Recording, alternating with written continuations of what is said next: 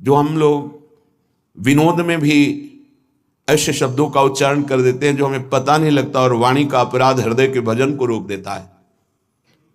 केवल इतनी बात, ये कोई रहनी है, ये कोई बोलने का तरीका है, ऐसे बोला जाता है, बस पता नहीं चला कि हमारे द्वारा अपराध बन गया। बड़ी सावधान वृत्ति, इष्टाकार वृत्ति में अंतर पर खोजने से नहीं मिल रही थी। वो वृत्ति कहां गई? हृदय मछली की तरह तड़पता है, कहां गई वो वृत्ति?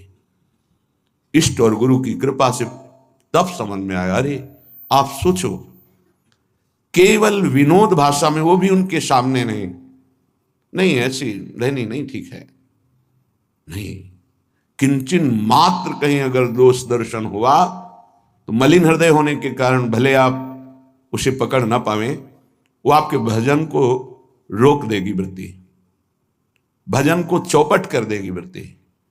ये तो कृपा है धाम की कि तत्काल समझ में आ जाता है त्रुटि कहां हुई, नहीं तो महीनों निकल सकते हैं, आप पकड़ ही नहीं पाएंगे कि हमसे गलती कहां हो गई। इसलिए श्रीपाद कह रहे हैं, असह बहु दुर्वचो यदि वदंति साक्षात स्त्रियों। कोई हमको दुर्वचन कहे, गाली दे, दोषारोपण करे, तो भी हमें दोषारोपण नहीं करना। ये आप तब तक नहीं समझेंगे जब तक आपका भजन निरंतर नहीं चल रहा। निरंतर चलेगा तो घबरा के चरणों में लौट जाएंगे, क्योंकि भजन से बढ़कर कुछ नहीं है। जब आपका भजन रोक दिया जाएगा तब आपको पता चलेगा कि अरे मेरे से गलती हो गई। अभी भजन चल ही नहीं रहा उस कोटि का, तो आपको लगता है क्या फर्क पड़ता है। फर्क बहुत बड़ा पड़ गया, पर आप जानते ही नहीं हैं, आप उस स्थिति में ही नहीं कि एक सेकंड के लिए, एक मिनट के लिए अगर स्थिति में परिवर्तन पड़ता है तो प्राण निकलने की स्थिति। ये क्या हो गया, ये कैसे हो गया? बाहरी चेष्टाएं कैसी भी होती रहे, अंतर से इष्टाकार वृत्ति कोई फर्क नहीं पड़ता। विषयान गृहणंतु मुंचन्तु वा, अंदर से इष्ट चिंतन में फर्क पड़ गया तो बाहर से कोई महत्व उसका नहीं होता। उपासक की दृष्टि अंतर्मुख रहती है। असह्य बहु दुर्वचो, यद्यपि असहनीय है, बड़ा दुर्वचन वो बोल रहा है, पर सहना होगा। अगर सहन नहीं करते हो तो उसमें भगवत भाव नहीं आएगा, निंदा की भावना आ जाएगी। सृष्टि में अजात शत्रु हुए बिना भगवत साक्षात्कार नहीं होता। एक भी दुश्मन नहीं होना चाहिए, एक भी द्वेष का पात्र नहीं होना चाहिए। श्री भगवान कह रहे अद्वेष्टा सर्वभूतानाम, समस्त भूतों में दोष रहित वृत्ति आ जाए, ऐसे थोड़ी परम पद की बात आती है। बलाद अपहरंति चेत प्रिय सुतादिकम घृणंति वा, हमारी प्रिय वस्तुओं का कोई अपहरण कर ले, प्रियजनों को पीड़ा पहुंचावे, तो भी हम भगवदाश्रित हैं। प्रभु आप देखो आपका विधान, हम तो असमर्थ हैं, आपकी शरण में, आपको जैसा अब तो जोई जोई प्यारो करे सोई मोहि भावे। जैसा आप राजी हो हम राजी हैं, आपकी राजी ही हमारी राजी है। बड़ी महामहिम बात श्री गुरुदेव अर्जुन देव जी ने कहा, तेरा किया मीठा लगे, ये बात है, तेरा किया मीठा लगे। ऐ प्रभु, ऐ परमेश्वर, जो तू विधान कर रहा है मैं राजी हूं उसमें, तेरा किया मीठा लगे। परधान परदार द्वेष मात्सर्य लोभा अनृत परुष परा विद्रोह मिथ्याभिलापान। वृंदावन वास का बहुत जल्दी लाभ कैसे मिलता है, इस श्लोक में कह, त्यजति इह भक्तो राधिका प्राणनाथे न खलु भवति वंध्या तस्य वृंदावनाशा।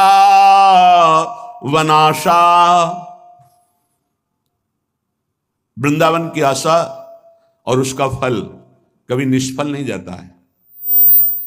यदि कहीं आप इस रहनी से रह जाएं तो कल्याण बात अलग है। वृंदावन की वासवृत्ति का फल है प्रियालाल से प्रेम हो जाना, प्रियालाल की दिव्य सेवा मिल जाना, प्रियालाल के समीप रहना, ये फल है। वृंदावन की वास की वृत्ति, उसका फल है प्रिया प्रीतम की मन मन की रुचि जानी नेह विधि अनुसर है।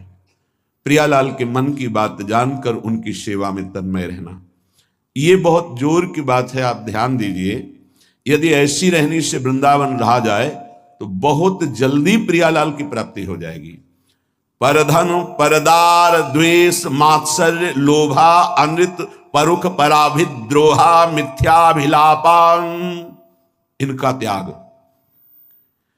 जो उपासक वृंदावन की भावना करता है, आशा करता है वृंदावन की कृपा की, आश्रय लिए है वृंदावन का, वो बाहर रहकर भी इन दोषों से बच जाए, और जो धाम वास कर रहा है वो इन दोषों से बच जाए, तो बाहर वाले को भी प्रिया प्रीतम मिल जाएंगे यहाँ वाले, क्योंकि वो वृंदावन का आश्रय लिए। ये वृंदावन का आश्रय और वास दोनों स्वीकार किए। सबसे पहली बात रखी है परधन परदारा। यदि हम दूसरे के धन की इच्छा रखते हैं किसी भी तरह से, जैसे छल कपट करके कि हम तुमको अमुक अमुक सुविधा देंगे, हम तुमको अमुक पद प्रदान कर देंगे, अमुक दुख निवृत्ति कर देंगे, अमुक अनुष्ठान के द्वारा, ऐसा भागवतिक प्रलोभन देकर किसी से धन लेना, या सांसारिक किसी छल कपट के द्वारा उसके धन का अपहरण करना, तो आप धन का उधर अपहरण कर रहे हैं, आपके भागवतिक धन का अपहरण उसको जा रहा है जिसका आप धन अपहरण कर रहे हैं, अपने आप ट्रांसफर हो जाएगा। आप छल कपट करके उसका धन ले रहे हैं तो दैवी शक्ति आपके भजन तप पुण्य का फल वहां पहुंचा देगी। सिद्धांत है, बहुत घाटा हो जाएगा। आप क्या समझते हो? आपके निमित्त से जो भी कुछ हो रहा है उसमें आपका तप और भजन खर्चा होता है। इसलिए किसी भी बहाने से ये परधन का प्रतिग्रह या परधन की चोरी या परधन का अपहरण की भावना न रखे, चाहे धामवासी हो या धाम आश्रित हो। इससे आपके सीधे भजन पर फर्क कैसे नहीं पड़ेगा? भावना है, प्रिया प्रीतम साथ चल रहे हैं, सखियां सामने संगीत बजा रहे हैं, तो हिसाब किताब प्रिया प्रीतम अपने पीछे उनकी सेवा में वो प्रार्थना कर रहे हैं, स्वीकृति हो रही, मेरी प्रियाजू की इच्छा, इसलिए कहीं कर्ता भाव नहीं, कहीं प्रतिग्रह का भाव नहीं, कहीं स्वीकृति भाव नहीं, कहीं अहम भाव नहीं।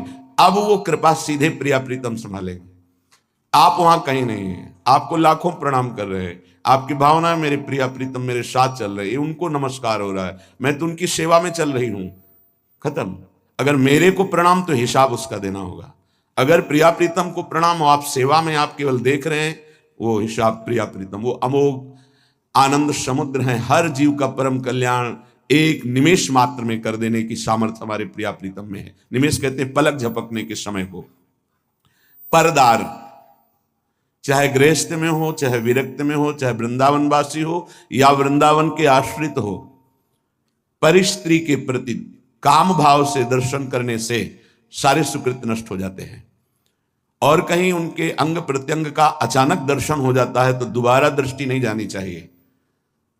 अगर एक बार आपने देखा, दोबारा फिर काम भाव से देख लिया तो आपकी तपस्या, आपके सुकृत सब ढक जाएंगे। बाणासुर की जब भुजाओं का भगवान सुदर्शन चक्र से छेदन कर रहे थे, श्रीमद् भागवत में पढ़ लेना, तो जब देखा उनकी कुल माता आदि देवी ने कि अब किसी भी तरह भगवान का सुदर्शन चक्र छोड़ेगा नहीं बाणासुर को, वो दिगंबर होकर सामने खड़ी हो गई। सोई भगवान ने आंख मूंद ली और सुदर्शन चक्र को शांत कर लिया। इसमें महादेव जी की प्रेरणा थी, क्योंकि चाहते थे 4 भुजाएं तो बची रहें, 1000 भुजाओं का छेदन। आगे भगवान का सुदर्शन चक्र रुकता ही नहीं बिना आज्ञा के, तो भगवान शिव की आंतरिक प्रेरणा, उनकी जो कुल देवी थी वो आकर दिगंबर होकर खड़ी हो गई। भगवान ने वहां लिखा है, यदि किसी के अंग प्रत्यंगों का दर्शन हो जाए तो सारे सुकृत नष्ट हो जाते हैं, इसलिए पर शब्द लिखा हुआ है।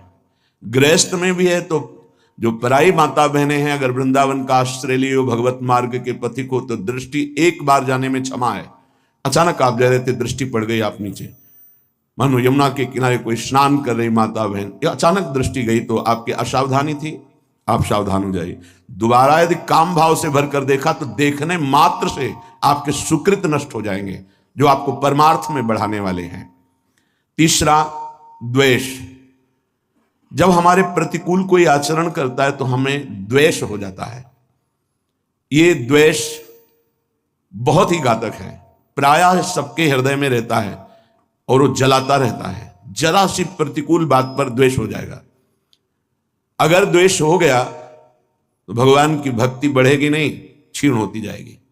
क्योंकि भगवान कह रहे हैं अद्वेष्टा सर्वभूता नाम, किसी भी भूत प्राणी से तुम्हारा दोष भावना, दोष में ही द्वेष होता है। हमारे अनुकूल उसका जो व्यवहार नहीं है तो हमें द्वेष हो जाएगा। नहीं, द्वेष नहीं, भगवत भाव से प्रणाम करो। भगवान उसको प्रेरित करके आपके साथ ऐसा प्रतिकूल व्यवहार करा रहे हैं। हट जाओ, द्वेष मत करो। मात्सर्य ये बड़ा सूक्ष्म विषय है, मेरे से अधिक ही बढ़ता जा रहा है किसी भी मार्ग में, और हृदय में जलन होना, इसे मात्सर्य कहते हैं। ये प्राय बड़े बड़े साधकों के भी अंदर रहता है। किसी की यश कीर्ति सुन करके जो हृदय में एक जलन होती है उसका नाम मात्सर्य है। मत्सरति, मेरे से आगे जा रहा है। भजन मार्ग में भी ये हो जाता है। इसलिए श्रीपाद ये विश्राम की तरफ वृंदावन महिमामृत जा रहा, सार सार बातें बता रहे हैं। मात्सर्य बहुत कठिन है छोड़ना। यदि भगवत भाव नहीं करोगे तो मात्सर्य नहीं छोड़ पाओगे। अंदर अहम रहता है, तभी मात्सर्य का प्रादुर्भाव। ये बहुत जलाता रहता है, बड़े बड़े अपराध कराता रहता है। मेरे से आगे बढ़ा जा रहा है। किसी की यश कीर्ति सुनकर, किसी की बढ़ोतरी देखकर, किसी भी तरह से किसी को सुख में देखकर हृदय जो जलता है उसे मात्सर्य कहते हैं। लोभ, हर इंद्री के भोग का लोभ होता है।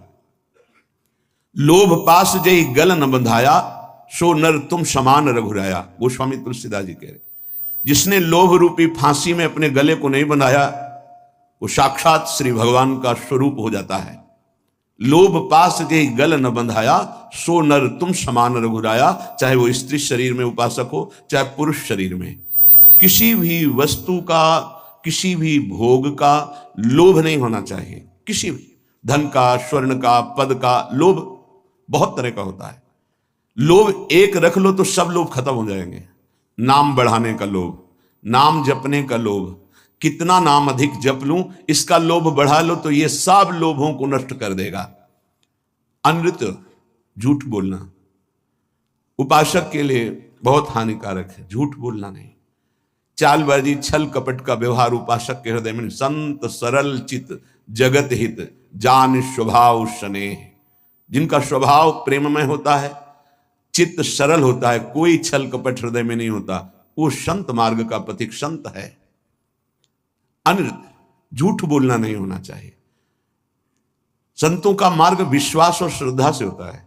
यहां कोई कह दे कि ऐसा ऐसा बिल्कुल 100% सही, उसमें ये विचार नहीं होता कि ये झूठ भी बोल सकता है क्या, ये कपट भी कर सकता है क्या, क्योंकि विश्वास से ही हमारी यात्रा हुई है। तत्काल विश्वास। ऐसे ही पूरा जगत जो थोड़ा भी आस्तिक है संतों के वचनों पर विश्वास करता है कि ये कभी झूठ नहीं बोलते। साधक देखते ही पता चलता है कि भगवान के जन है, ये झूठ क्यों बोलेंगे, उनकी बात पर तत्काल विश्वास होता है। इसलिए अनृत, कभी झूठ बोलने का आपके हृदय में विचार ही न रह जाए, ऐसा इष्ट देव से प्रार्थना करें कि हमें वो सामर्थ्य प्रदान कीजिए कि मैं कभी झूठ ना बोलूं। किस बात के लिए झूठ बोलूं? एक गलती छुपाने के लिए 1000 गलतियां कर बैठते हैं हम। अगर एक गलती स्वीकार कर ले तो 1000 गलतियों से बच जाएंगे। हम झूठ क्यों बोले? परुख, कड़ुआ वचन, झूठ नहीं बोलना, इसके साथ कठोर वचन नहीं बोलना। कुछ भजन करने वाले उपासक समझ नहीं पाते तो ऐसे सेवक जी बड़ा विनोद करके उनके लिए बोल रहे हैं। एक रिसाने से रूखे से दीखत, पूछत रीति भभूकत धावत। बोले एक ऐसे मानो गुस्सा है, रिसाने से मानो हृदय शुष्क है, रूखे से दीखत, बात करो तो भभूकत धावत। भभूकत धावत, भूकत शब्द श्वान के लिए है, वो एकदम ऐसे नहीं, ऐसा नहीं। उपासक का व्यवहार बहुत सरल, मृदु और उदासीन, दोनों बातें समझनी है। गंभीर शब्दों में, मृदु शब्दों में हल्की मुस्कुराहट लेते हुए बात कह दी, उदासीन हो गया। एक रिशाने से रूखे से दीखत, पूछत रीति भभूकत धावत, ऐसा नहीं होना चाहिए। एक रंग मगे बोला, यह भी नहीं होना चाहिए कि बहुत सजा करके सामने वाले, नहीं, सीधी बात, सरल चित्त से, मंद मुस्कान से उत्तर दिया। आवश्यक हुआ तो, कोई हमारा द्वेष नहीं, कोई हमारा कड़ुआपन नहीं है, और उदासीन हो गए, परुख वचन कबहु न कहा, कठोर वचन कभी उपासक न बोले। पर आप भी द्रोह, किसी दूसरे से द्रोह का आचरण निष्ठुरता पूर्वक जो होता है वो कभी नहीं होना चाहिए।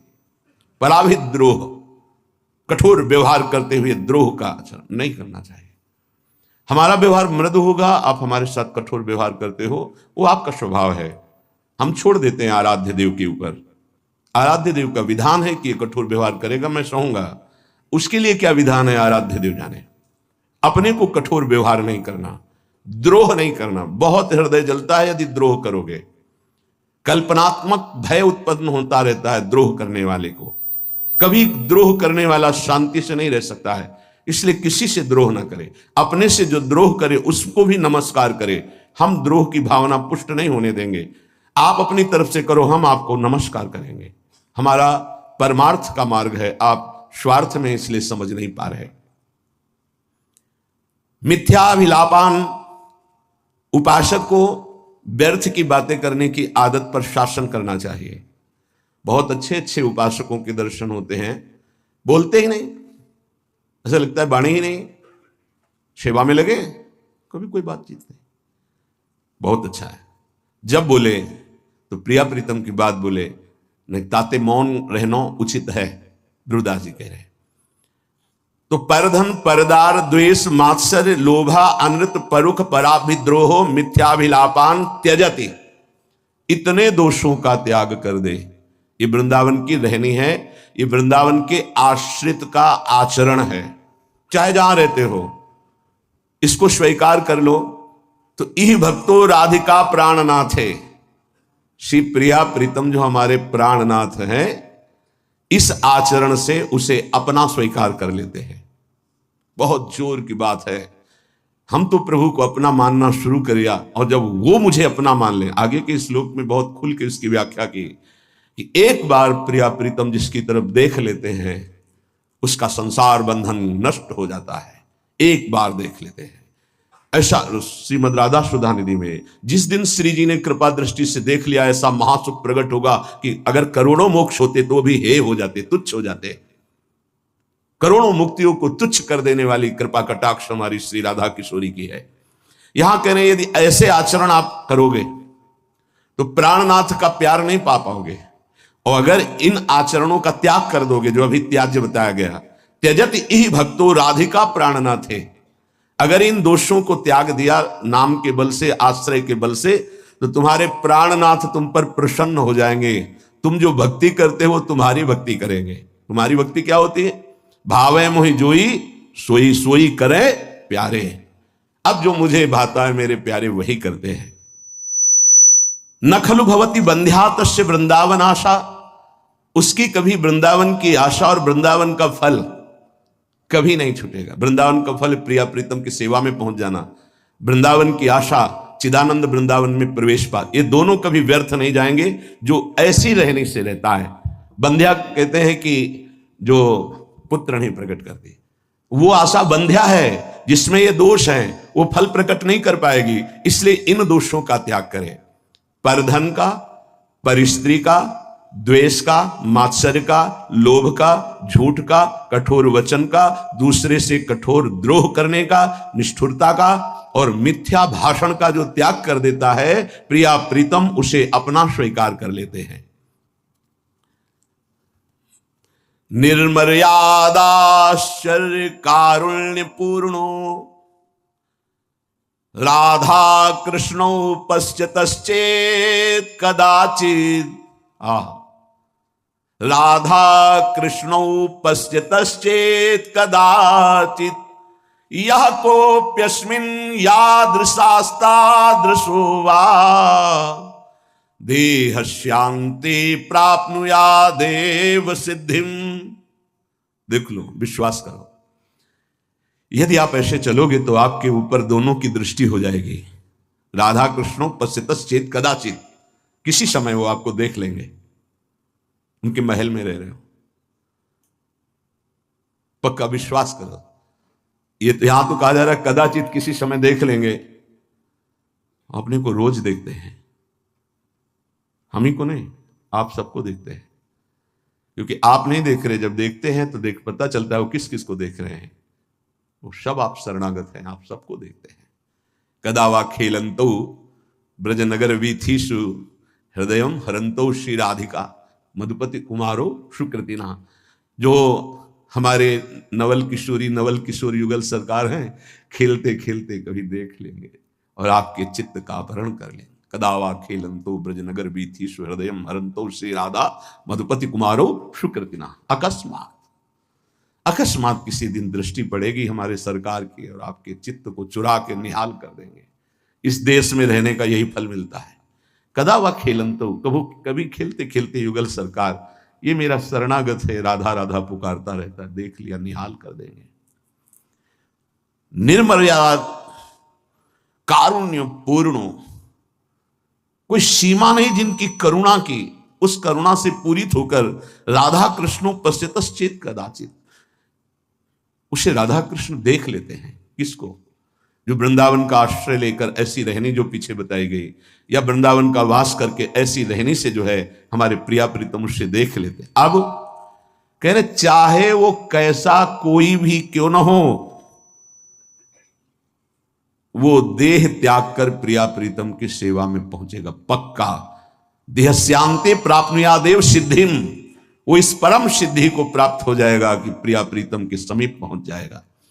या कोप्यस्मिन, कोई भी हो, याद शास्ता दृशोवा, वो कैसा भी हो, अगर इस रहनी से वृंदावन का आश्रय ले लिया, वृंदावन की आशा कर ली है, वृंदावन का वास कर रहा है, तो एक दिन प्रिया प्रीतम देख लेंगे, पक्का देख लेंगे। विश्वास करो, जो लिखा है हरिवंश महाप्रभु भी श्रीमद राधा सुधा निधि में वही, और हृदय भी वही साक्षी इस बात का कि वो देख लेते हैं।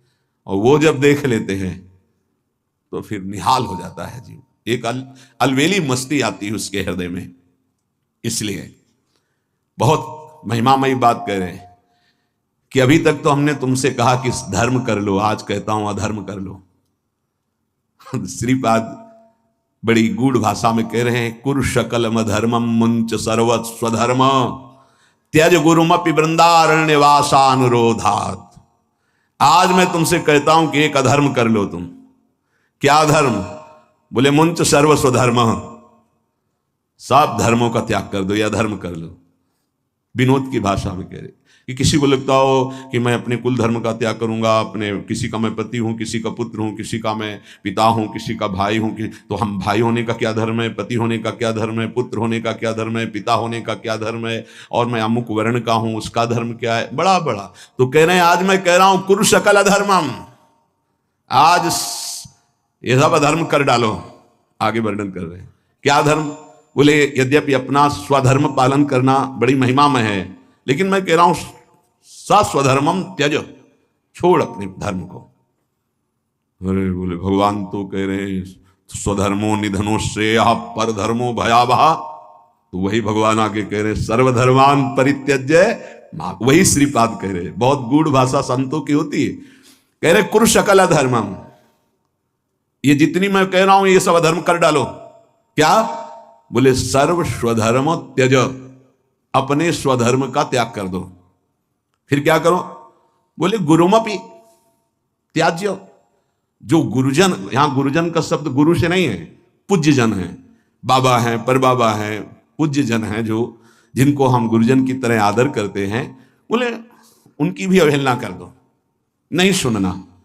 वृंदारण्य वासानुरोधात, आप वृंदावन का आश्रय, वृंदावन के वास का अनुरोध प्रिया प्रीतम से करके ये सब कुछ छोड़ दो।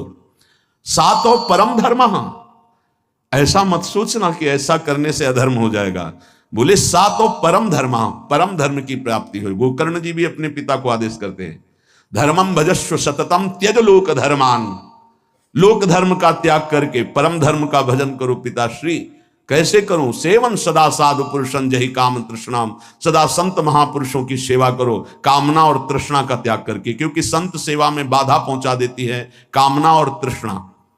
दोष दर्शन हो जाएगा, आपको जलन हो जाएगी, ईर्ष्या हो जाएगी। यदि कामना है, जहि काम तृष्णाम, तृष्णा है, ये आपको बाधा पहुंचा देगी। नहीं तो लोक धर्म का त्याग कराकर भागवत धर्म में स्थित करने की सहज सामर्थ्य साधु समागम से प्राप्त हो जाती है। बहुत ऊंची बात कह रहे हैं। सातों परम धर्म बन जाएगा। च भक्ति, परम भक्ति बन जाएगी। सा गुरुणाम सेवा, परम गुरुजनों की सेवा बन जाएगी। किल कलुष राशिर यदि वासांतराय, यदि वृंदावन धाम का तुम्हें वास मिल गया, आश्रय मिल गया, तो सबका कल्याण हो जाएगा।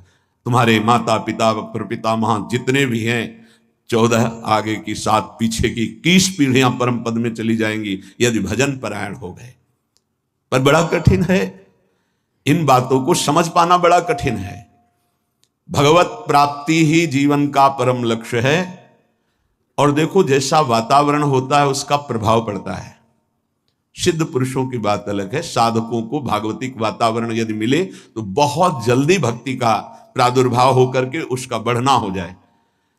जैसे आप यहां सुन रहे हैं तो भागवतिक आकर्षण हो रहा है, अभी आप बाहर निकले तो सांसारिक आकर्षण धूल डाल देगा। ये जो चिंतन बन रहा है, लक्ष्य बन रहा है, बैठे बैठे देखो लक्ष्य बन रहा है, दोषों के त्याग का और भगवत प्राप्ति का कहीं ना कहीं बीज पड़ रहा है। बाहर जाते ही ऐसे केमिकल छिड़क दिए जाएंगे कि वो अंकुरित ही नहीं हो पाएगा। माया का बड़ा प्रभाव है। तो कैसे हम बाहर बचें? हृदय में आश्रय और मुख में नाम जप है, पक्का कोई भी प्रभाव नहीं कर पाएगा। नाम जप चल रहा है, हृदय में आश्रय है। राधा मधुपति पदाम्बुज भक्ति रसपूर दूर मुक्तस्य अजितेन्द्रियस्य कृपया मम वृंदारण्यमाश्रयो भवतु। ना तो किसी प्रेमी का संग हुआ और ना इंद्रियों पर विजय प्राप्त की, तो क्या भजन बनेगा? बोले हम तुम्हें उपाय बता रहे हैं, यदि तुम वृंदावन आ गए तो दोनों बातें हो जाएंगी। अजितेंद्रिय होते हुए भी तुम्हें भगवत प्राप्ति हो जाएगी। और भगवत प्रेमियों का संग तो यहां गली गली में है, वो करा देंगे, प्रभु करा देंगे। राधा मधुपति पदाम्बुज भक्ति पक्का जागृत हो जाती है। वृंदावन का आश्रय मिला जहां, तो फौरन वो आपको रसिकों का संग करा देगा। रसिकों का संग हुआ तो इंद्रियों पर शासन प्रारंभ हो जाता है। जबरदस्ती इंद्रियों को भोगों से हटाकर प्रिया प्रीतम में लगाया जाता है। ये रसिकों के संग का फल होता है। बोले कृपया मेरी बात मान लो कि आप अजितेंद्रिय हैं, पक्का। कौन इंद्रियों पर विजय प्राप्त करा? कोई बिरला ही। और आप प्रेमी जनों के संग का सेवन नहीं कर रहे, लगभग ऐसा ही होता है। संग का तात्पर्य होता है उनकी आज्ञा में रहना। आज्ञा पे हैं तो दूर हैं आप, हृदय की बात नहीं जानते। आपको लगता है कि समीप वाले बहुत प्यारे हो सकते हैं, आप भ्रम मत कीजिए। मिलना, समीप बैठना या समीप रहना, यही प्रेम का लक्षण नहीं होता। भगवान ने ब्राह्मण पत्नियों को मथुरा के बताया था, मेरी आज्ञा का पालन करना, मेरा नाम कीर्तन करना, मेरा गुण कीर्तन करना, मेरा ध्यान, ये मेरे सानिध्य से भी जल्दी अधिक प्रेम प्रकट कर देगा, ये भगवान ने कहा। ऐसे ही रसिक महापुरुषों की आज्ञा में रहना, उनके बनकर रहना, हृदय से उनको अपना मानना, तो हृदय खिंचता रहता है। वो बताने का विषय नहीं होता, हृदय खिंचता रहता है उसकी तरफ। और वो जब हृदय खिंचता है तो जो हृदय में चलता है वो वहीं चलने लगता है। खास बात को पकड़ना। हम लोग बाहरी बात को पकड़ते कि हमारी तरफ तो देखा भी नहीं, हमसे तो बात भी नहीं करते, हमको तो कोई सेवा भी नहीं मिली, हम समीप भी नहीं बैठ पाते, तो पता नहीं उनकी हम याद में है कि नहीं। ऐसा नहीं।